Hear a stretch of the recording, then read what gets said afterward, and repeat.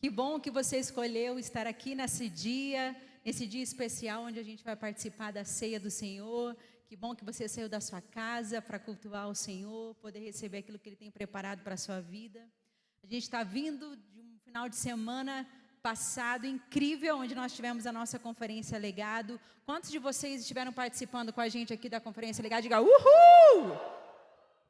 Foi um tempo tão especial, foi uma parada estratégica, providencial da parte de Deus para a nossa vida, onde a gente foi reabastecido, foi realinhado, onde a gente foi encharcado também pela presença do Espírito Santo. No domingo pela manhã, o Senhor trouxe um beijinho no nosso coração com muito fogo, com fogo do Espírito, onde a gente foi empoderada, onde a gente realmente recebeu uma unção também de liberação, de cura divina. Foi um tempo muito, muito especial. Então, se você é novo aqui, ou se você ficou para fora da conferência, isso foi um marco para você saber que na próxima você precisa correr. A gente está até pensando, Senhor, aonde é que a gente vai poder fazer uma conferência Legado no futuro? Porque já nós não cabemos, todos nós aqui nesse lugar, mas nós sabemos que Deus vai preparar aquilo que a gente precisa. Amém? Bem, também quero falar que o Márcio está voltando agora, está chegando daqui um pouquinho. Nós estivemos participando do MFI, que é a comunhão de pastores que nós fazemos parte há mais de 20 anos. Quando eu e Márcio, meus pais, chegamos nessa comunhão de pastores, a gente estava muito ferido, a gente estava precisando de ajuda, havíamos saído de uma denominação, Deus estava nos convidando a abrir um novo lugar e a gente estava cheio de medo, com incertezas no nosso coração. E essa comunhão de pastores nos acolheu, nos ajudou a ouvir a voz de Deus naquele momento. E nós estamos lá por mais de 20 anos. E há 2 anos atrás, eu e o Márcio fomos convidados a fazer parte da equipe apostólica, que é essa equipe principal de liderança, que abençoa muitos pastores na nação brasileira. Então, nesse ano de 2024, nós tivemos 8 regionais em alguns estados brasileiros e nós estivemos em 3 antes da conferência Legado, estivemos na conferência e essa semana tivemos mais 2 regionais. Na quinta-feira eu voltei para casa e o Márcio seguiu para Rondônia e houve bastante dificuldade para que esses pastores chegassem até lá, para que a equipe apostólica chegasse até lá. Eles voaram de um lado para o outro, depois pegaram um ônibus, depois pegaram um carro, onde eles viajaram a madrugada inteira, chegando 1 hora antes de começar a reunião.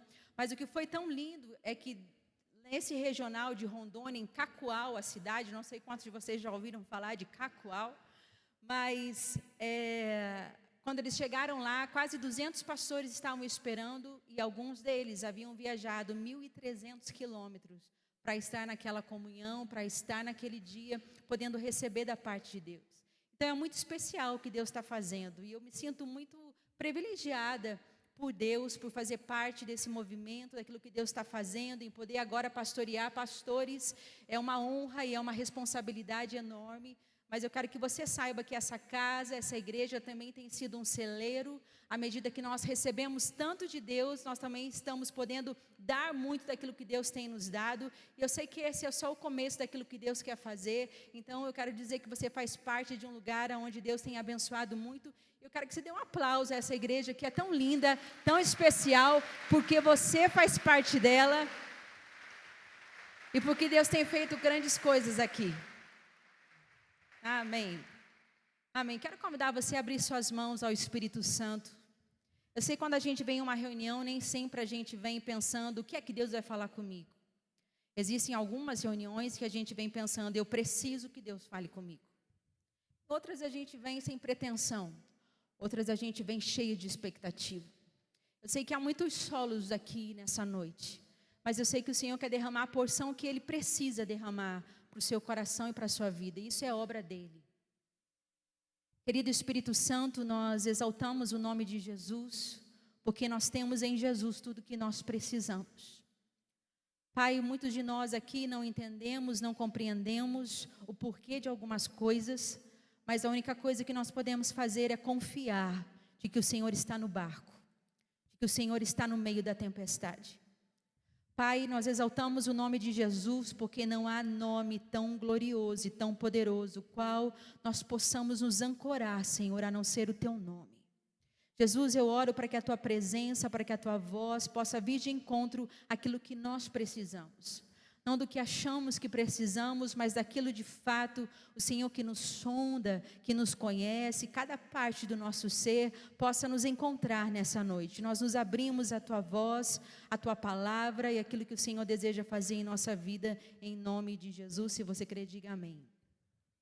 Eu quero começar perguntando para você, se você pudesse pedir a Deus uma coisa e uma única coisa, o que você pediria a Ele? Ao perguntar a algumas pessoas sobre isso, se você pudesse pedir uma coisa a Deus e uma única coisa a Ele, o que você pediria? Alguns engraçadinhos de plantão responderam, bom, eu pediria a Deus para que eu pudesse ganhar na loteria. Outros responderam, eu pediria a Deus para que eu pudesse perder alguns quilinhos. Outros ainda responderam, eu pediria a Deus para que eu pudesse ganhar um voucher vitalício do Burger King, para eu comer quantas vezes eu quisesse, o ano inteiro, a vida inteira. Eu falei, mas que falta de sabedoria tem você, né, irmão? Mas outras pessoas, ao pararem realmente para pensar na pergunta, disseram, eu pediria a Deus para que curasse uma pessoa que eu tanto amo de uma doença do qual ela está sofrendo. Outras pessoas responderam, eu pediria a Deus para que Ele salvasse o meu casamento que está destruído. Outras pessoas responderam, eu pediria a Deus para que me ajudasse a me livrar desse vício do qual eu não consigo me livrar. E outros ainda responderam, eu pediria a Deus para que removesse o peso da ansiedade que está sobre mim. Sabe, essa é uma pergunta interessante, porque se você pudesse pedir uma coisa a Deus e uma única coisa, o que você pediria? É uma pergunta muito importante, porque ela revela o que nós valorizamos como mais importante na nossa vida. De fato, a primeira coisa que nos vem à mente quando a gente começa a pensar e a sondar, o que nós pediríamos? E hoje eu quero falar com você sobre alguém na palavra de Deus, que foi uma pessoa incrível. Uma pessoa que eu acredito que todos nessa sala já ouvimos falar sobre ele. Uma pessoa que nós admiramos, uma pessoa que nós colocamos melodia em cima de orações dele. Uma pessoa realmente incrível. E eu quero falar um pouquinho sobre o rei Davi. O rei Davi foi aquela pessoa, só te lembrando, que matou o gigante.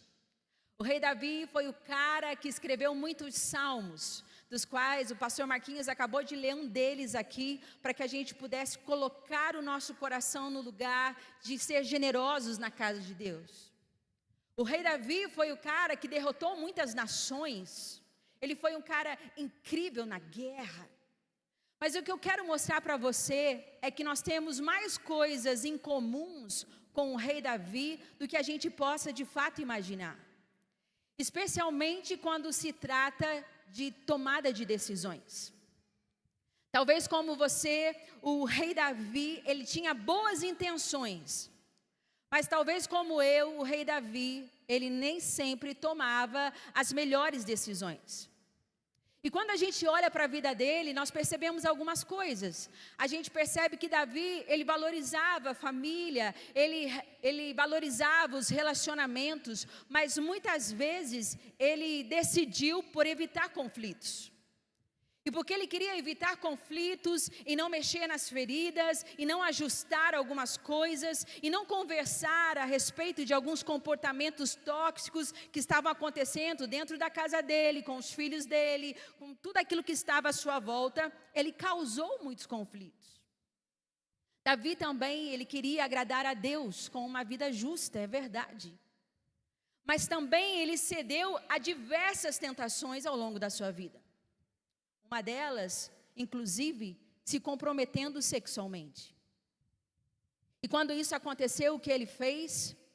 Ele, na verdade, cobriu seus rastros. Ele quis dar um jeitinho a respeito disso. E as decisões imprudentes de Davi acabaram por prejudicar as pessoas que estavam à sua volta. As decisões imprudentes de Davi acabaram por prejudicar a sua família, acabaram por prejudicar os seus filhos, acabou custando a vida de uma criança. Seus filhos estavam uma bagunça.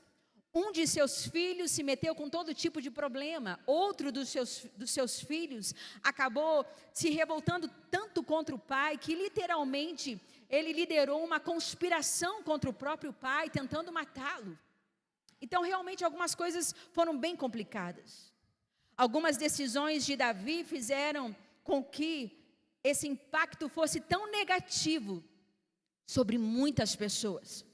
Porque quem mais é dado, mais é requerido. Então, se nós temos uma pequena família, vamos dar conta da pequena família. Se temos uma grande família, nós vamos prestar conta da grande família. Se nós lideramos mais pessoas, cada vez a nossa esfera também de responsabilidade, de cuidado, de integridade, vai aumentando à medida que nós vamos recebendo mais. E porque mesmo com tantas deficiências, como nós vemos na vida do rei Davi, ele ainda foi chamado o homem segundo o coração de Deus. Por quê? Porque Davi, ele decidiu, e foi uma decisão dele, pessoal dele. Ele decidiu priorizar a intimidade com Deus. Mesmo falhando, mesmo pecando algumas vezes, mesmo falhando, ele decidiu priorizar a intimidade com Deus. Agora, por que ele faria isso? Porque ele decidiria que estar perto de Deus era uma busca digna. E aí a resposta, porque ele decidiu fazer isso, é porque você nunca acaba perto de Deus acidentalmente. Você nunca acaba perto de Deus acidentalmente. Esse ano, eu e o Márcio, nós estamos fazendo 25 anos de ministério, bodas de prata como pastores. E durante esses 25 anos, eu nunca ouvi realmente alguém dizer que estava de repente em casa assistindo, gastando muitas horas, assistindo suas séries, muito tempo ali, e de repente ele foi envolvido por um desejo da palavra de Deus, de ler a palavra, de conhecer mais a Deus. Eu também nunca ouvi ninguém dizendo que estava sentado numa roda de amigos, bebendo e jogando conversa fora, e de repente ele sentiu um desejo de falar do amor de Deus, de pregar aquelas pessoas que estavam ali. Eu também nunca ouvi ninguém dizendo que estava xingando no trânsito e de repente algo acontece, os frutos do Espírito vêm sobre ele, e ele recebe paz, ele recebe domínio próprio e alegria naquele momento. Porque não existe intimidade sem intencionalidade. Você pode saber, se você é casado aqui, que você não se aproxima se você não trabalha para isso. Você vai ter que dar uma plantada para poder colher. Você vai ter que ali fazer alguns gostos, alguns caprichos, dar umas conversadinhas assim, para que, se é que você me entende, para que você possa se aproximar dessa pessoa. É assim no nosso relacionamento. Você nunca vai estar próximo dos seus filhos acidentalmente. Eles nunca vão gostar de estar perto da família, estar em almoços de família, ou viajar com a família depois que cresceram, porque quando eles são crianças, eles fazem isso naturalmente. Mas depois que eles crescem, eles percebem o investimento que foi feito na vida deles. Enquanto o pai e uma mãe investiu para que eles conhecessem a Deus, um pai e uma mãe investiu para que eles tivessem a cultura da mesa, um pai e uma mãe investiu para que eles tivessem saúde emocional, espiritual, física, talvez financeira. Depois que os filhos crescem, eles percebem que os pais foram intencionais na sua criação. Não apenas viveram criando seus filhos e aí esperam que quando os filhos cresçam, eles possam retribuir de alguma forma. Isso não acontece acidentalmente. E o mesmo acontece com Deus. Você nunca estará perto de Deus acidentalmente. É preciso intencionalidade para experimentar intimidade com Deus. E quando a gente olha para a vida do rei Davi, ele nos ensina muito a esse respeito. E se a gente pudesse fazer essa pergunta a Davi: Davi, se você pudesse pedir uma coisa a Deus e uma única coisa, o que você pediria? E Davi, ele nos traz essa resposta. Salmo 27, versículo 4.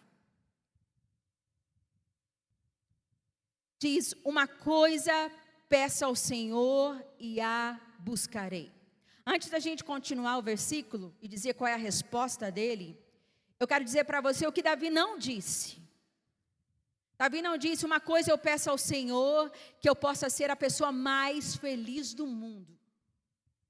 Davi também não disse: eu quero pedir uma coisa ao Senhor, que eu possa ter dinheiro, Senhor, assim para fazer tudo que eu desejo, tudo que eu espero, é isso que eu desejo.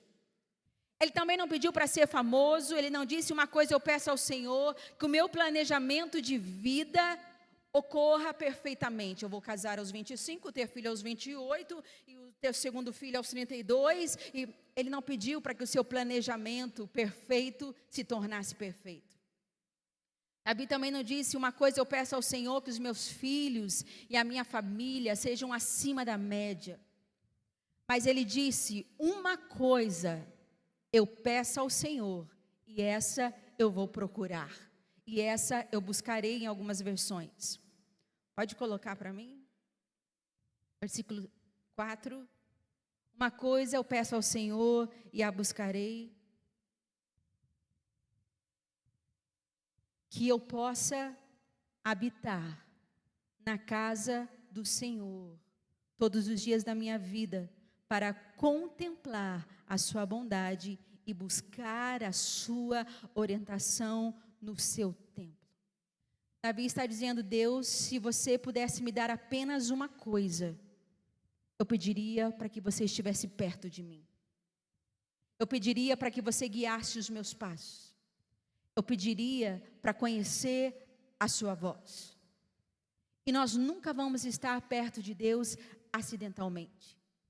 Se isso é um valor para você, você precisa priorizar a intimidade com Deus. E eu quero dizer que isso é algo que eu faço, e eu quero dizer para você por que eu faço isso. Porque os motivos pelos quais eu faço, certamente serão os mesmos pelos quais você também vai desejar fazer. Porque eu priorizo a intimidade com Deus. Porque eu estou desesperada pela presença de Deus. Eu preciso do conforto dEle. Eu preciso da força dEle. Eu preciso do poder de Deus sobre a minha vida. Eu preciso da sabedoria nos passos que eu vou dar. Eu preciso da sua palavra direcionando cada parte da minha vida. Sabe, gente, liderando uma igreja há 25 anos, primeiro como pastores de adolescentes, depois como pastores de jovens, e agora liderando toda a congregação. A igreja é um lugar constante de grandes conflitos, de grandes desafios. A vida de um pastor, ela não se resume ao que você vê aqui na plataforma, onde nós estamos no domingo, ministrando a palavra, adorando ao Senhor. Essa é a cereja do bolo. Mas durante a semana, nós estamos em contato com diversas situações. Nós estamos muitas vezes lidando com pressões, com decisões dolorosas, com decisões complicadas, com pessoas que estão estouradas no seu casamento, com pessoas que precisam de emergência, com pessoas que estão vivendo o processo de luto, com pessoas que perderam seu trabalho, com pessoas que precisam de ajuda com seus filhos, de outros que foram promovidos e querem se alegrar com o pastor, de outros que o filho acabou de nascer e eles querem comemorar, de outros que estão fazendo aniversário, de outros que estão se casando. Então, é uma montanha russa de emoções. Então eu quero dizer para você: sim, eu estou desesperada por Deus. Eu estou desesperada por Deus. E Davi era assim, ele disse: uma coisa eu peço, eu quero a presença de Deus. E quando nós examinamos a vida de Davi, onde a Bíblia nos dá muita base de como foi a sua vida, por diversas vezes, mesmo quando ele estava governando o reino, mesmo quando a gente possa imaginar que um homem pudesse chegar a um lugar de sucesso humano, onde estava liderando uma nação, onde ele reinava, aonde ele tinha pessoas que o serviam, aonde ele tinha do melhor, ainda assim, na melhor fase da sua vida, ele dependia de Deus, ele precisava da presença de Deus. E eu quero apenas mostrar para você um momento de oração e de escrita do rei Davi, talvez o momento mais difícil da vida dele. Ele já havia passado por algo parecido, porque ele foi perseguido pelo rei Saul, e por várias vezes ele teve que fugir, ele foi para o deserto, ele se escondeu em lugares, de lugares em lugares, até que Deus o honrou, Deus o estabeleceu. Mas agora, por conta das tomadas de decisões do próprio rei Davi, equivocadas, pecaminosas, havia algo que aconteceu, que entrou e que obstinou o coração de um dos filhos dele. E essa obstinação foi tão profunda, essa amargura foi tão profunda no coração do filho, que ele tentou tomar o reino à força. Que ele criou uma conspiração contra Davi, contra a família de Davi. E agora Davi teve que sair às pressas do palácio. Ele não pôde olhar para trás, ele não pôde pegar nada, ele saiu às pressas com a família e ele entrou o deserto adentro. E alguns comentaristas nos dizem que esse salmo que nós vamos ler agora foi escrito exatamente nesse momento, em que Davi estava no pior momento da sua vida. Então, ele escreve dizendo, Salmo 63, do 1 ao 3, apenas vamos ler por causa do nosso tempo. Ele diz, ó Deus, Tu és o meu Deus, e eu Te busco intensamente. A minha alma tem sede de Ti, todo o meu ser anseia por Ti, numa terra seca, exausta e sem água. Quero contemplar-Te no santuário e avistar o Teu poder e a Tua glória. O Teu amor é melhor do que a vida, por isso os meus lábios Te exaltarão. Isso é íntimo. Isso é desesperador, eu tenho sede de Ti, eu preciso de Ti. Sabe, gente, a Bíblia fala muito a respeito de nós sermos amigos de Deus. E que graça é essa de podemos ser chamados amigos de Deus. Mas sejamos honestos.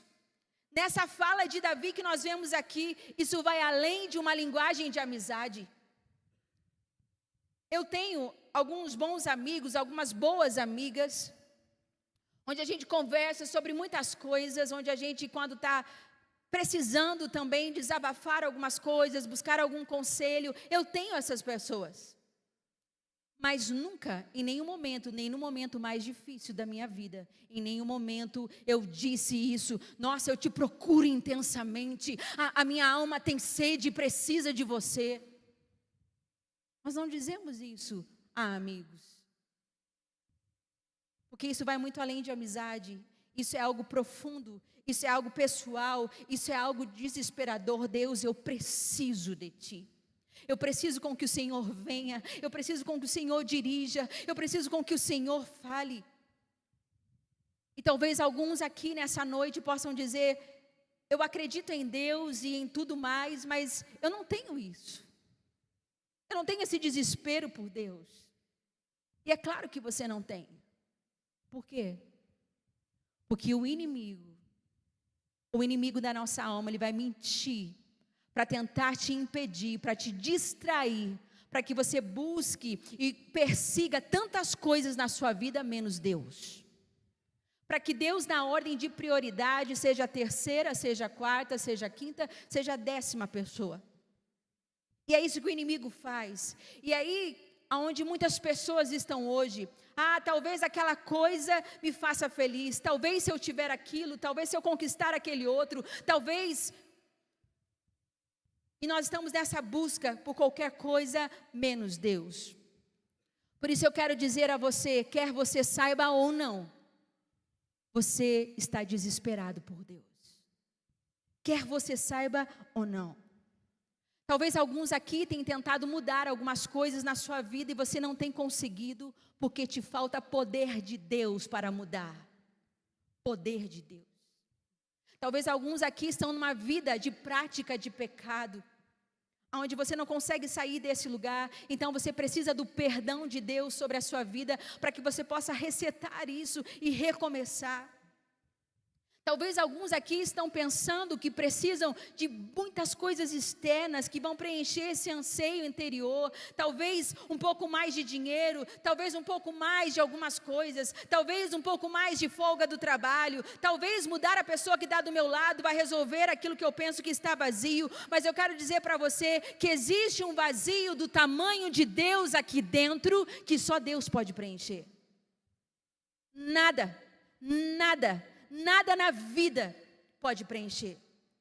E é por isso que nós decidimos, com antecedência, buscar apaixonadamente, buscar fielmente, buscar consistentemente a intimidade com Deus.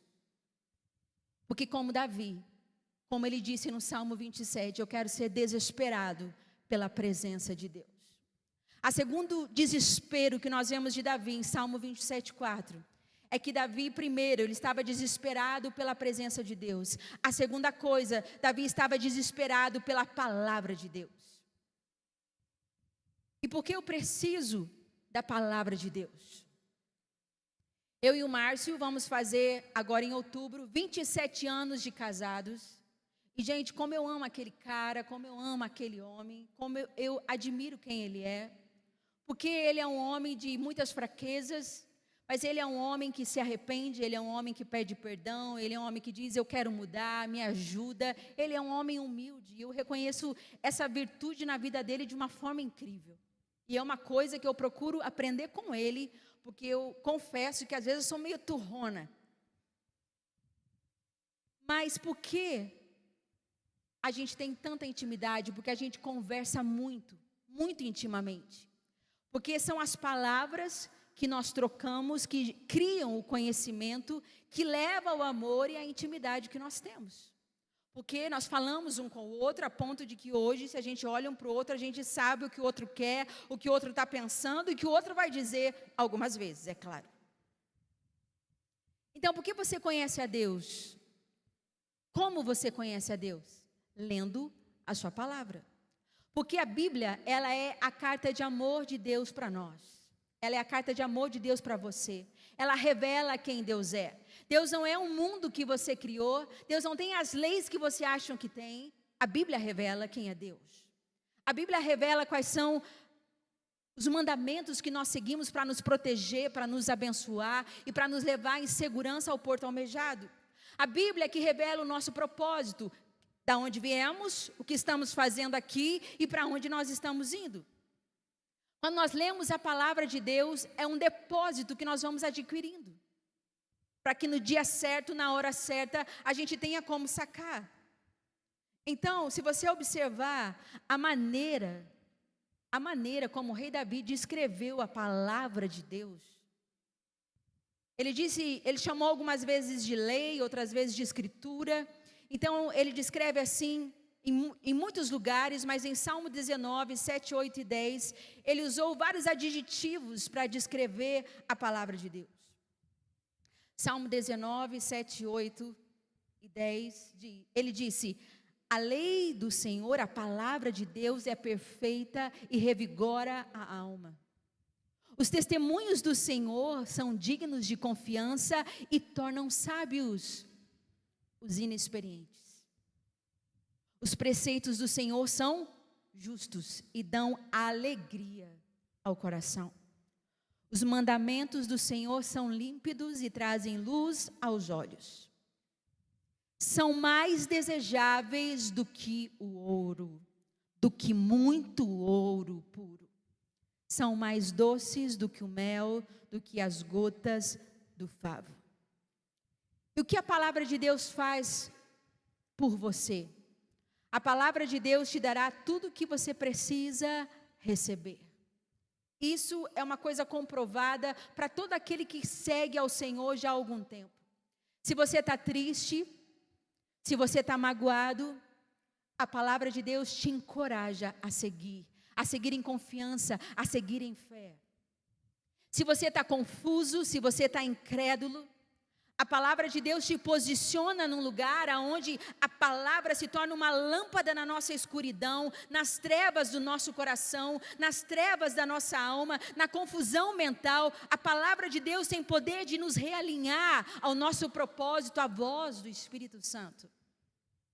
Se você se sente sozinho, a palavra de Deus, ela vem para te confortar. Ainda que o seu pai e a sua mãe te desamparem, todavia eu, o Senhor, nunca, jamais te deixarei.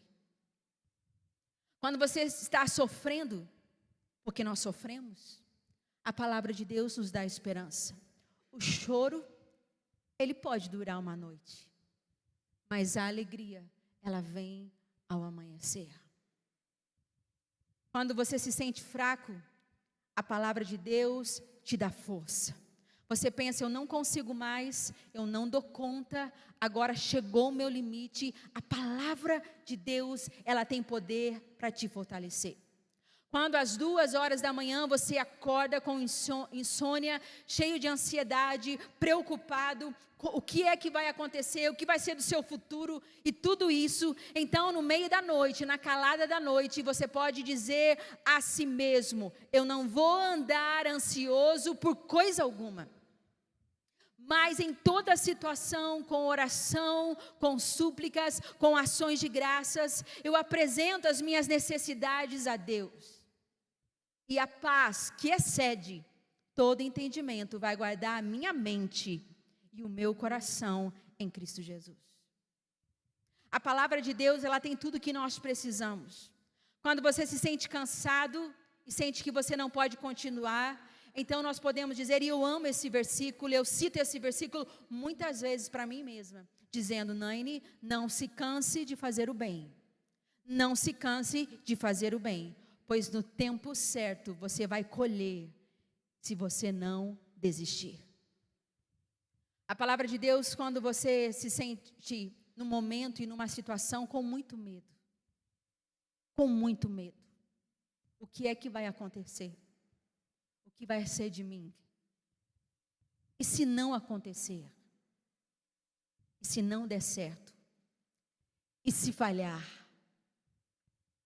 Quando o medo está batendo a porta do nosso coração, nós podemos tomar força na palavra de Deus que diz, mas Deus não me deu um espírito de covardia e de medo, mas de amor, de poder e de uma mente sã, e eu tudo posso naquele que me fortalece. Se Deus não fizer, eu não posso fazer, se Deus não abrir, eu não consigo abrir.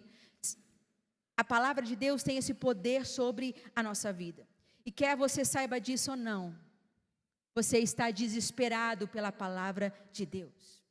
E o salmista Davi nos diz que a palavra de Deus é melhor do que o mel, é melhor do que o ouro, e por isso nós estamos desesperados por isso.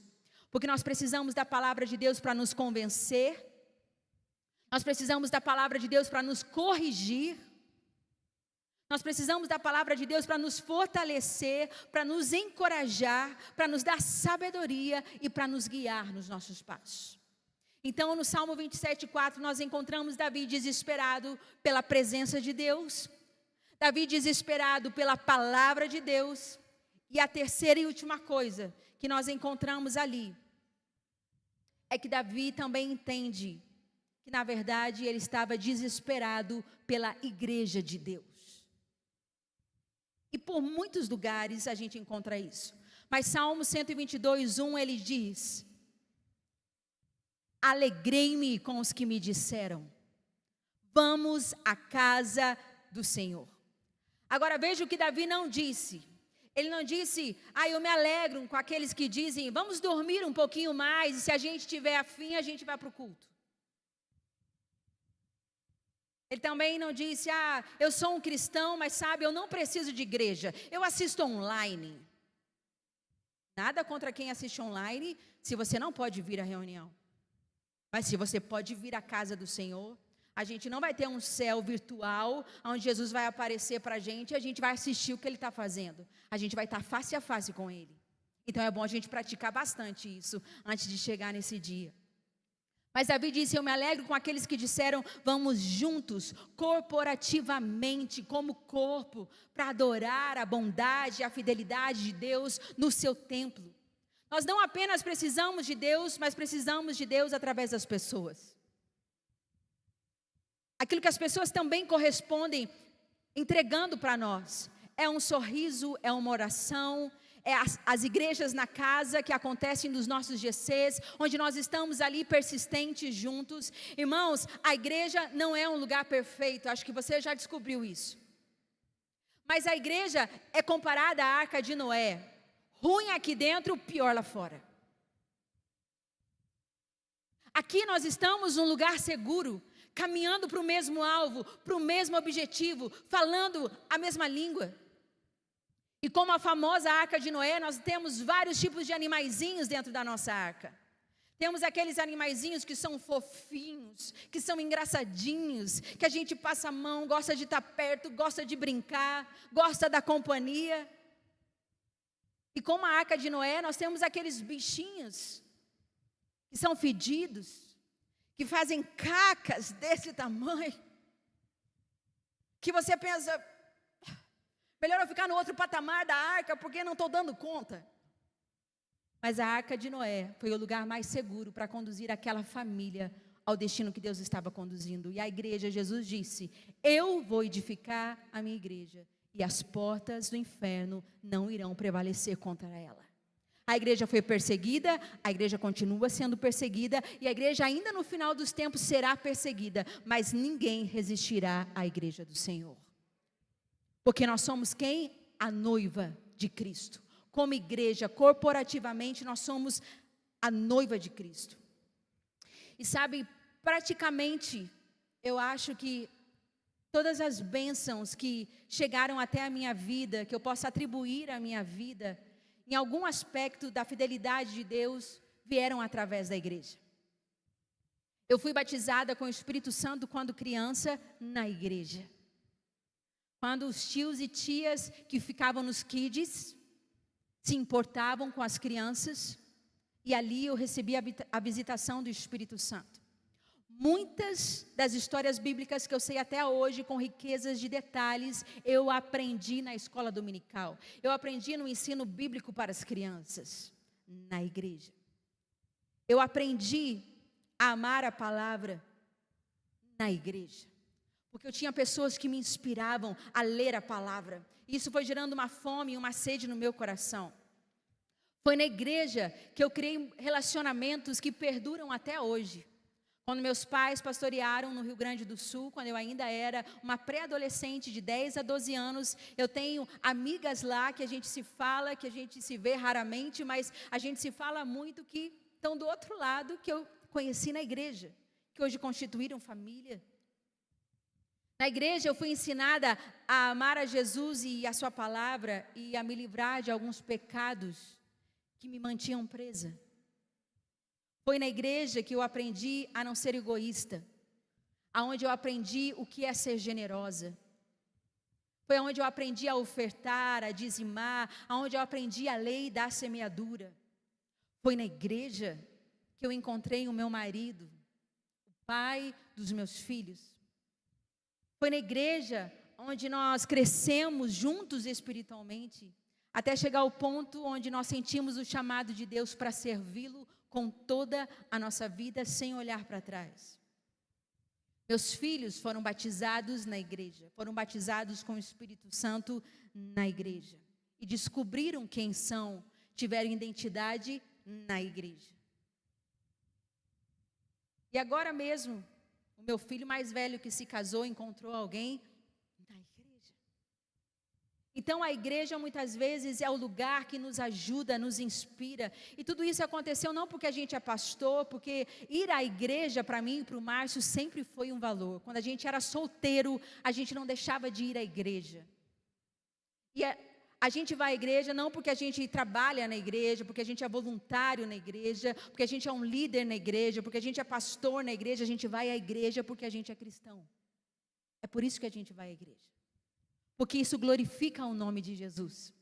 Porque na fraqueza da igreja, isso exalta e glorifica o nome de Jesus. E o que é a igreja? Essa igreja é a noiva de Cristo. E Davi também disse no Salmo 92, 12 ao 13, sobre ser plantado na casa do Senhor. Os justos, o louvor pode subir, por favor. Os justos florescerão como a palmeira, crescerão como o cedro do Líbano, plantados na casa do Senhor, florescerão nos átrios do nosso Deus. Talvez você esteja chegando aqui e essa não seja a sua história. Mas eu quero dizer para você que esse Deus que nos atrai, que nos ama, Ele tem o poder de renovar as áreas da nossa vida que nós tanto precisamos, de fazer as conexões que nós precisamos, de nos restaurar, de nos curar e de criar um caminho do qual nós ainda não andávamos por ele. Então não importa se você está aqui pela primeira vez, se você já está um cristão de 1 aninho, ou se você já tem 5 aninhos, ou se você já é um adolescente na sua fé cristã, ou se você já é um adulto, um super maduro na fé cristã. Deus, para todos nós, quando nós entendemos que quer você saiba ou não, todos nós estamos desesperados pela presença de Deus. Todos nós estamos desesperados pela palavra de Deus. E todos nós estamos desesperados pela igreja de Deus. Quero convidar você a ficar em pé.